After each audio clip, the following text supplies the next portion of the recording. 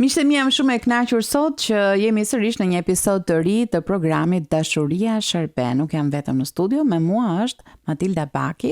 Mirë se erdhe. Përshëndetje, faleminderit për ftesën. Matilda vjen nga organizata Alomik, nga Qendra Oaz, që është këtu pranë në kombinat, për na treguar më shumë për punën tuaj. Së pari shumë faleminderit që jeni bindur Perëndis në këtë shërbes të mrekullueshme dhe duam të dëgjojmë më shumë sigurisht. Jam shumë e kënaqur që jam këtu sot edhe që mund të ndaj pak nga ajo që Perëndia ka bërë në gjithë këto vite në shërbesën e Alomik dhe pikërisht në Qendrën Oaz. Un kam 8 vite që jam pjesë e Alomikut edhe pjesë e Qendrës Oaz në kombinat. Që në fillimet e mia e kam ditur që Zoti më ka thirrur për të qenë pranë atyre që vuajnë, edhe për të ardhur sa do pak në ndihmë apo për të bërë një mjet në duart e Zotit që të eci bashkë me ata që vuajnë edhe të jem pranë tyre. Që kështu jam shumë e nderuar të jem pjesë e asaj shërbese. Patjetër që kam parë shumë gjëra të bukura, shumë gëzim, kam parë edhe shumë sfida, të cilat më kanë rritur edhe na kanë rritur së bashku në atë shërbes. Na trego pak se çfarë bëni te kjo qendra Oaz dhe si lindi kjo dëshira për të pasur qendrën Oaz. Ne jemi një qendër komunitare prej disa vitesh tashmë. Në fakt si ide në zemër i ka lindur 2 themeluesve të fondacionit, Silvanit edhe Ruthit, të cilët janë prekur shumë nga fëmijët që kanë parë në rrugë për një kohë të gjatë, edhe më pas janë prezantuar me familje të cilat kanë jetuar në landfillin e Sharës, për të gjithë ata që ndoshta e dinë se ku është landfilli apo si ishte landfilli. Ishte një komunitet i plot që jetonte aty, ishin shumë familje, mbi 70 familje. Punonin, jetonin, jeta e tyre vërtetej e gjitha rreth landfillit. Dhe çfarë pune bënin ata aty? Atëherë ata seleksiononin, riciklonin mbeturinat e të gjithë qytetit të Tiranës. Pra, landfilli ka qenë një vend ku grumbulloheshin të gjithë mbeturinat e të gjithë qytetit, ndoshta edhe të vendeve të tjera rreth e rrotull Tiranës. Që kështu në momentin që vinin aty, familjet punonin aty dhe ishte një punë vërtet shumë e vështirë. Por ishin gra, burra, fëmijë të cilët duhet të punonin që të siguronin për familjet e tyre. Shumë afër me landfillin kishin krijuar disa banesa me gjëra rrethanore, sepse vetëm banesa nuk ishin, çdo gjë që binte jashtë binte brenda. Fëmijët sëmureshin shumë shpesh, nuk kishin as drita as ujë në atë kohë. Që kështu jetesa ka qenë shumë e vështirë. Kur Silvani dhe Ruthi kanë shkuar, patjetër janë prekur shumë edhe Zoti ka folur që këtu do të jetë vendi ku duhet të qëndrojmë edhe të punojmë. Që kështu kanë bërë vizita për një kohë shumë të gjatë. Çdo ditë kanë qenë bashkë me ta, çdo ditë kanë ndihmuar familjet, i kanë vizituar, i kanë çuar veshje, ushqime, medikamente, të gjitha. Pastaj më vonë, pas shumë vitesh, në fakt në 2016, qeveria nxori një projekt të cilin të gjithë landfillin e Sharës do ta zhvendosnin edhe do të vinte një kompani shumë e madhe në të cilën do të bënte riciklimin. Pra nuk do të ishte më nëpërmjet personave, por do të zhvendososhe me makineri dhe teknologjinë. Që kështu familjet duhet të shkonin nga rrethet ku kishin ardhur. Dhe për ta ishte shumë e vështirë, sepse kishin ndërtuar jetën e tyre tashmë këtu, kishin ndërtuar familjet, fëmijët ishin mësuar me me jetesën qoftë edhe e vështirë për nuk donin të ktheheshin, sepse aty nuk i priste më asnjë gjë. Pra, jeta e do tyre të ishte pyes pak më këtu. shumë për fëmijët. Çfarë moshe kishin këta? Kishin fëmijë moshë shkollore apo ishin më të vegjël? Të gjitha familjet kishin nga mosha 0 se sa po Kur themi lindur. familje, sa fëmijë mund të kishte secila, pak a shumë secila familje? Atëhere, varet, por ka pasur familje me 2, ka pasur familje me 5, ka pasur familje me 7, nga të gjitha familjet që ne kemi njohur. Edhe në atë kohë familjet ishin duke bërë akoma edhe më shumë fëmijë që kështu edhe komuniteti shtohej. Dhe ishte nevoja shumë e madhe që të mos jetonin më në barake, të mos jetonin më në ato kushte ekstreme, që fëmijët e tyre të përjetonin se çfarë ishte një banesë, çfarë ishte një dush, çfarë ishte një krevat edhe një jastëk i ngrohtë. Që kështu pas shumë bisedash me qeverin, është bërë një marrëveshje bashkë me ta në mënyrë që të gjithë familjet e komunitetit aty të zhvendoseshin në zonën e kombinatit. Dhe është bërë një punë vërtet shumë e madhe, sepse janë gjetur banesa, janë lidhur kontrata, janë bërë biseda shumë të thella me pronarët në mënyrë që këto familje të jetonin në kombinat me dinjitet. Por ishte shumë e vështirë për shkak që një pjesë e madhe e familjeve vinin nga komuniteti rom dhe egjiptian, edhe normalisht nuk ishin kaq shumë të pranuar ose për mos thënë fare të pranuar për të marrë një banesë me qira në kombinat. Që kështu ka qenë një ndërgjegjësim goxha i madh edhe biseda. Me fëmijët jam kurioze, ishin fëmijët në shkollë, si shkonin se kur s'kan Deri në pasur atë ujë, s'kan momente, pasur drita, nuk lashin. Deri në momentet, po, që E Silvan ndishin ata Ruthi, shkollën. deri në momentet që Silvan Ruth kanë shkuar, nuk shkonte asnjë njeri në shkollë dhe nuk ishin të regjistruar në gjendjen civile, pra nuk ekzistonin. Do me thënë, Alomik në këtë rast është marrë edhe me regjistrimin e tyre në gjendje civile dhe të bërit të tyre njerëz që kishin një dokument. Po, që të Sepse njieshin. dikush mund t'i ka plot keqbërës sot që mund t'i rëmbenin fëmijët edhe s'kishte një dokument se si ta identifikoje se kush është ky fëmijë, si ta gjenin nëse fëmia s'ishte regjistruar kur. Po, rreziku ishte i madh dhe vërtet është bërë një punë shumë e madhe dhe në bashkëpunim patjetër me bashkinë që të regjistroheshin, të kishin të ishin brenda trungut familjar të familjeve të tyre dhe të identifikoheshin diku. Normalisht pas regjistrimit në gjendjen civile është bërë regjistrimi edhe në shkollë, ku ishte edhe kjo një fazë shumë e vështirë, sepse pikërisht fëmijët vinin nga një vend ku mbante erë, nuk laheshin, kishte shumë balt në atë kohë në rrugën e tyre, që kështu derisa të shkonin në shkollë do t'i duheshe të bëheshin sërish akoma më shumë të pisë edhe të gjitha këto. Që kështu ishte e vështirë që mësueset vetë të pranonin fëmijët në shkollë. Dhe ne e mbaj mend që ka qenë një mësuese veçanërisht që ka hapur klasën e saj për disa fëmijë në atë kohë në klasë të parë, edhe ishte vërtet një gëzim i madh për ata fëmijë dhe ai ka trajtuar njësoj si fëmijët e tjerë, pavarësisht që ishte e vështirë për ta.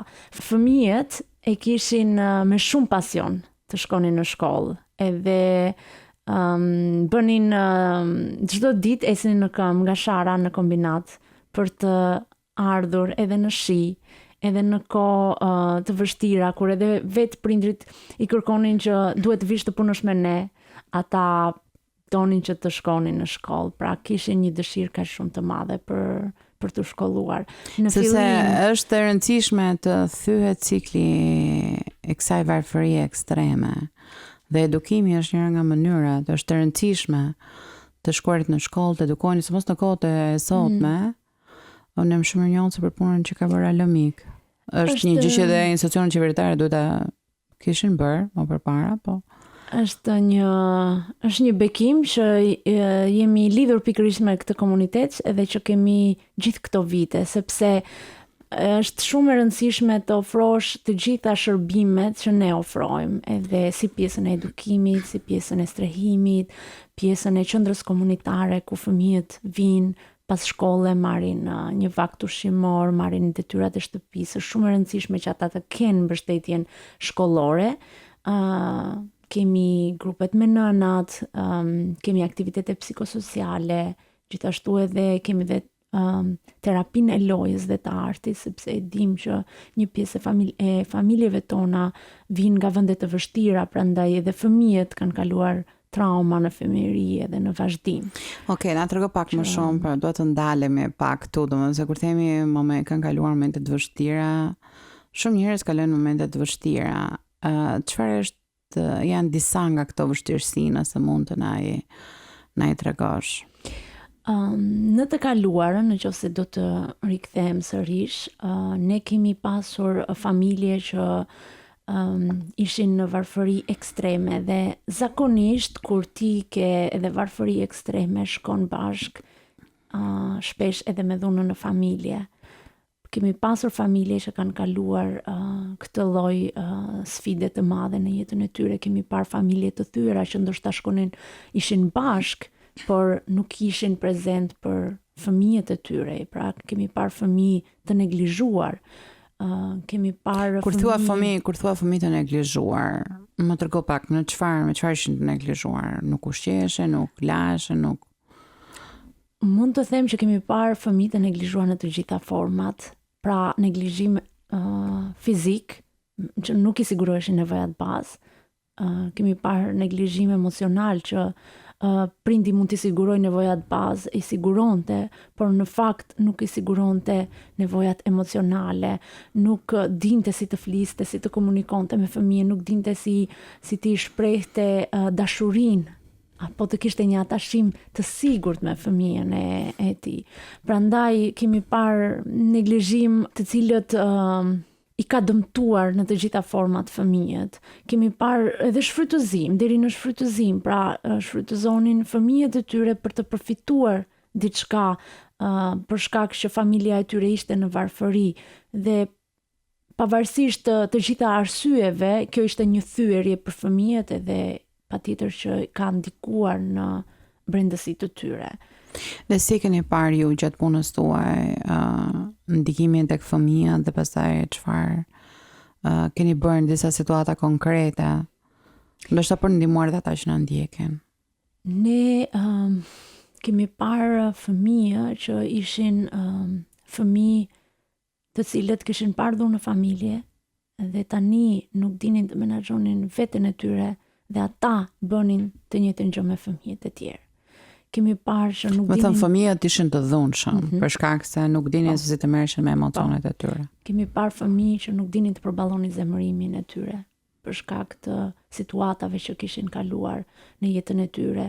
Kemi parë fëmijë që i bënin dëm mobiljeve, kemi parë fëmijë që ishin të mbyllur në veten e tyre. Pra, fëmijët gjen mënyra të ndryshme edhe secili ka pjesën e vet si menaxhon veten edhe si është ndërtuar. Që kështu dikush mund ta përcillte me zemërim, dikush mund ta përcillte duke u mbyllur në vetvete, dikush e përcjell me duke qarë dhe duke mos menaxhuar dot veten e vet.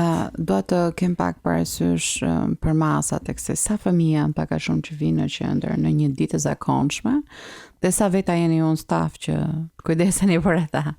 Atëherë tani ne kemi 25 fëmijë që vinë çdo ditë në qendrën Oaz. Ata vinë për çfarë shërbimi marrin ata çdo ditë? Fëmijët shkojnë në shkollë rregullisht, pas një pune shumë të madhe që është bërë. Nuk kemi asnjë fëmijë që mund të ketë lënie të shkollës, braktisje të shkollës, që kështu kjo është një fitore shumë e madhe. Më pas ata pas shkolle vinë në qendrën tonë, ne i kemi që në moshën 5 vjeç parashkollor, pra kur fëmijët futen në parashkollor deri në klasën e 9, kemi pasur edhe në gjimnaz deri në vitin e 3. Në varësi të nevojës të fëmijës edhe të situatës së familjes. Fëmijët kur vinë në qendër kanë vaktin ushqimor dhe më pas kanë mbështetjen passhkollore dhe kanë aktivitete të ndryshme. Ne kemi aktivitete psikosociale, edukative, sportive, kemi mentorim, sepse e dim që është një gjë shumë e rëndësishme kur kemi një marrëdhënie më të thellë me fëmijët, edhe këtë për ne është shumë e rëndësishme. Janë të rëndësishme të gjitha shërbimet që ata marrin, por më e rëndësishme është që të krijojmë marrëdhënie shumë të forta, të qëllimshme me ta, edhe të jemi çdo ditë të ecim së bashku me ta në mënyrë që të ketë një impakt në jetët e tyre. Sepse mund të ofrojmë shumë shërbime, mund t'i shikojmë thjesht si një projekt, por nuk është ky qëllimi. Nuk do të ketë një impakt që zgjat. Vetëm në qoftë se krijojmë marrëdhënie besimi me ta, vetëm në qoftë se ata kuptojnë që janë të dëgjuar, janë të dashur nga ne, nuk janë të gjykuar, atëherë do të hapin zemrën e tyre, atëherë do të ketë një impakt në jetën e tyre. Kështu është shumë e rëndësishme marrëdhëniet e forta, të qëndrueshme, kuptim plota dhe që zgjasin në kohë. Ju vendat në ne se si këto situatat vështira në familje, qoftë dhuna, apo divorci i prindërve, apo thjesht prindër që qëndrojnë së bashku në situata të vështira, ato ndikojnë tek fëmijët. Ndërkohë juve jeni fokusuar tek puna me fëmijët, por edhe tek gratë, edhe thatë pak më përpara. Tek familja. A mund të na tregosh, a ka ndonjë histori që mund na tregosh që se si kjo ndihmë që kanë marrë fëmijët, ky ndryshim që shihet në jetën e tyre apo te gratë apo të tjerë që kanë marrë pjesë në programe, kanë sjellë një ndryshim në marrëdhënien familjare. A keni ndonjë situatë që mund ta ndani? Në fakt kemi disa raste suksesi që është vërtet bekim, ne shikojmë dorën e Perëndis në jetën e tyre, edhe shohim që Perëndia na ka çuar në kohën e duhur, edhe në situata të duhura në jetën e tyre në mënyrë që të jemi një mbështetje për ta. Një rast suksesi në fakt që doja të përmendja është një nën e cila ka kaluar shumë sfida në jetën e saj, që nga fëmijëria vet. Pra, sfidat e saj kanë qenë shumë të mëdha dhe pasi u martua u rritën akoma më shumë. Ajo dhe fëmijët e saj kanë përjetuar dhunë fizike, emocionale, psikologjike nga babai, që kështu në momentin që u bë mbrojtja e tyre dhe u morën në mbrojtje, në ato momente është diskutuar edhe në qoftë se kjo nën do t'ja arritja dal vetëm apo jo. Pra, në atë situatë ishim që nuk kishte shpresë për nënën edhe për fëmijët. Dhe u arrit deri në atë pikë që u mendua edhe të ndaheshin nëna edhe fëmijët që të merreshin në një institucion.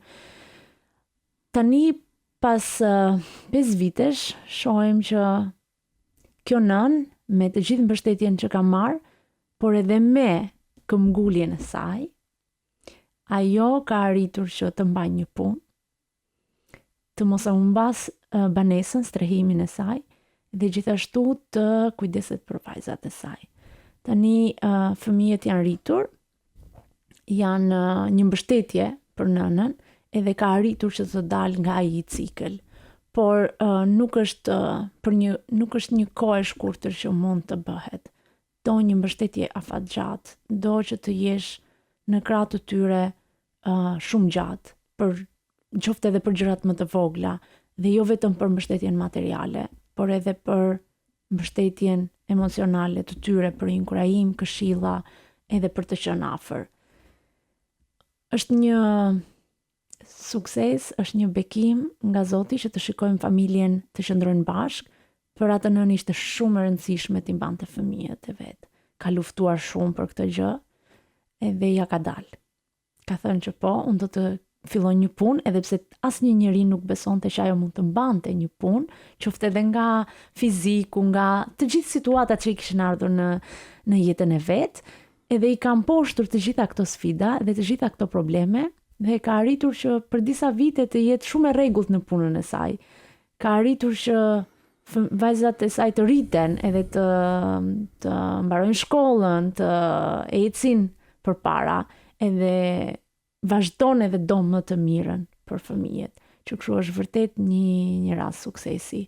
Patjetër që ka nevojë akoma për mbështetje, sepse nuk është një cikël që mbaron shpejt, por shikojmë vërtet shumë manë pozitive tek kjo gjë.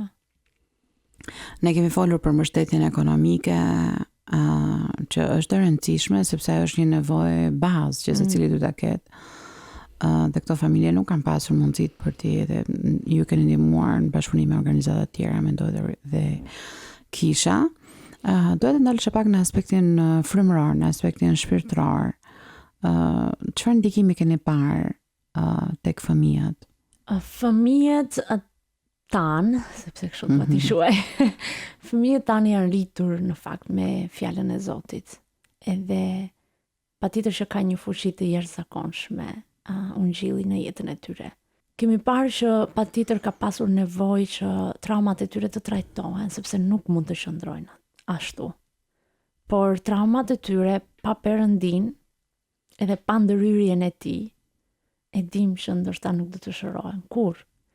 Që kështu ne me qëllim kemi dashur që ata të njohin edhe të prezantohen e ta duan Jezusin edhe ta shikojnë si një ashtu siç ai është edhe siç ai shikon, që i shikon, i do, i dëgjon, i pranon ashtu siç janë pa i gjykuar. Edhe këtë kemi dashur që t'i çojmë edhe fëmijëve. Ne kemi parë tani fëmijë që janë rritur, tani nuk mund të quaj fëmijë sepse janë 18-19 vjeç, por besimi në Zoti i ka mbajtur shumë të fortë edhe në situata shumë të vështira. Dhe unë madje jam inkurajuar nga besimi i tyre, kur i kam pyetur dhe i kam thënë, po, si, nuk ke frikë në këtë situatë? Edhe më kanë thënë, jo, sepse kam Zotin pranë. Edhe mua më kanë sfiduar shumë në këtë pjesë. Edhe më kanë bërë të mendoj që, prit, sepse fuqia e Perëndis në jetën e tyre është e jashtëzakonshme që heq çdo frikë, heq çdo merak, heq çdo shqetësim dhe e kanë mbajtur shumë të fortë besimin. Është shumë bekim edhe mrekulli pas kaq shumë vështirësish edhe sfidash që kanë lojë në jetën e tyre. Po e mendoj një fëmijë që le të themi ka ardhur në qendër 5 vjeç, pas 8 viteve tani është 13, është adoleshent, po formoson jetën e tij, ka qëllimet, planet e tij. Dhe sa mrekullueshme është kur ai ka Perëndin me vete për të zbuluar edhe planin personal që Perëndia ka për jetën e tyre dhe për treguar që edhe në mes të vendit më të vështirë, edhe në mes të dhimbjes më të madhe, Perëndia restauron një person dhe jep atyre një jetë të re, një plan të ri, një qëllim të ri për jetën e tyre. Përpara se të merremi me disa konkluzione, doja të pyesja pak edhe për fëmijët që kanë paaftësi të caktuara fizike. Keni pasur në qendrën tuaj që janë mbështetur për jush? Doja të dija pak më shumë se si mund t'i mbështesim ata. Atëherë, ne nuk kemi pasur fëmijë me paaftësi, por jemi hasur me situata të ndryshme dhe me histori dhe raste të tjera që na janë referuar. Më shumë kemi qenë të fokusuar tek fëmijët që kanë kaluar trauma, edhe kemi prekur pak edhe fëmijët me po shumë pak problematika të shëndetit mendor. Është shumë e rëndësishme. Mbase është mirë që ti cekim pak këto, sepse mungon njohuria në përgjithësi, qoftë edhe të prindrit apo të afërmit apo edhe drejtuesit e shërbesave me fëmijët që mund të jenë nëpër kisha. Nëse mund të tregosh pak më shumë në lidhje me këto situatat të shëndetit mendor dhe si mund të ndihmojmë dikë që po dëgjon tani për të kuptuar një situatë që ndoshta një fëmijë ka. Është shumë e rëndësishme gjëja e parë që ti pranojmë. Edhe kjo është gjëja më e veçantë që mund të bëjmë edhe para Zotit. Është shumë e bukur të ofrojmë një hapësirë të shëndetshme dhe të sigurt për ta. Janë situata shumë delikate, sidomos kur kemi të bëjmë me problematika të shëndetit mendor. Për fëmijët që janë me aftësi, është shumë e rëndësishme që t'i përfshijmë totalisht në programet të kishës, në programet ndryshme për aktivitetet të ndryshme që mund të bëjmë, që të jenë plotësisht pjesë e saja, dhe shumë e rëndësishme kur kemi të bëjmë me problematikat e shëndetit mendor që të drejtohemi aty ku duhet. Pra, të kërkojmë ndihmë tek specialistët. Shumë e rëndësishme që ne të identifikojmë profesionistët dhe të kërkojmë ndihmë. Edhe patjetër që është e rëndësishme që të mbështesim dhe të japim një suport familjes, të jemi bashkë me ta sepse është shumë e vështirë të kalosh këto sfida të tilla. Dhe është shumë e rëndësishme që kisha ta bëj, ne trupi i Krishtit ta bëjmë këtë gjë. Dhe patjetër të kërkohet ndihmë, mbështetje si për fëmijën, qoftë për familjen. A do të kishte diçka tjetër që kishe dëshirë ta ndaj dhe që unë ndoshta nuk pyeta, por që është e rëndësishme për punën që bëni ju dhe që unë është inkurajim për ata që na ndjekin? Unë do thoja që ndonjëherë rreth e rrotullnesh kemi persona që vuajnë në heshtje. Edhe ndonjëherë të jesh i dhunuar nuk flitet me zë të lartë. Prandaj të jemi mendje hapur, zemër të hapur, sy të hapur dhe të shikojmë përreth nesh kush ka nevojë për inkurajim, kush ka nevojë për mbështetje, kush ka nevojë për një fjalë, kush ka nevojë të dëgjohet, sepse ndonjëherë pikërisht këto gjëra fshihen pas një vetmie, pas sy të lodhur, pas një dëshpërimi, por të jemi aty për të tjerët, të jemi aty për familjet që na vinë, të jemi aty për fëmijët që na vinë, edhe që kërkojnë vëmendje, sepse ndoshta pikërisht këtu do të kuptojmë edhe do të njihemi më shumë me historitë e tyre dhe kemi mundësi që Perëndia të na përdor. Por duhet të jemi mendje hapur dhe zemër të hapur për t'i parë. Sepse jeta është shumë e shpejtë, edhe ikën shumë shpejt, edhe ne ikim shumë shpejt me të, që kështu shpesh mund t'i harojmë pak këto gjëra që kështu vërtet. Kjo është thirrja ime, mesazhi im për secilin që na dëgjon. Të jemi trupi i Krishtit kudo, edhe urdhërimi është një urdhërim shumë i madh, i dyti që thotë duhet afërmin tënd për si vetveten. Edhe kush është i afërmi im? Mund të jetë një fëmijë që ka nevojë, mund të jetë një familje. Edhe në qoftë se një familje kujdeset për një fëmijë, një familje kujdeset për një familje tjetër që ka nevojë, atëherë do kishte një impakt shumë të madh, edhe në jetën e tyre, edhe në jetën e kishës si komunitet. Matilda, ishte e kënaqësi që ishim së bashku. Të falenderoj shumë për këtë mesazh dhe lutem që secili nga miqtë tanë që na ndjek sot, lutem që t'i kërkojmë sot në lutje Perëndis, na dërgoj zemrën e tij për ata që po vuajnë sot dhe të kemi sytë e Perëndis për të parë ata që po vuajnë sot. Faleminderit shumë që ishe me ne. Faleminderit për ftesën, edhe ishte vërtet një kënaqësi. Miqtemi, do ritakohemi sërish javën e ardhshme me një episod të ri të Dashuria Shërben. Qëndroni me ne.